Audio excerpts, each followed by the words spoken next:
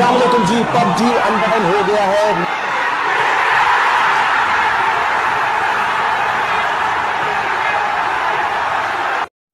वादा किया है ना आपसे पबजी को अनबैन करा के दिखाएंगे। पीटीए ने अनाउंस कर दिया कि PUBG permanently ban.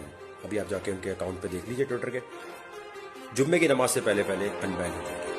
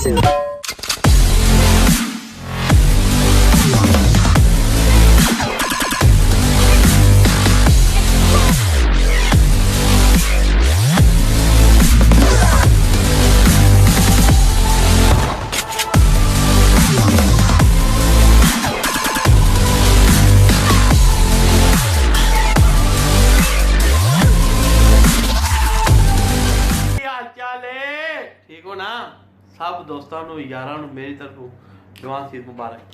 Love you हो गया। गोश्त घट खाना, यूरिक एसिड हो जाएगा, ठीक है। फ्रिजा च भी नहीं रखना, बाहर गरीबों को देना, कोई बीमारी नहीं।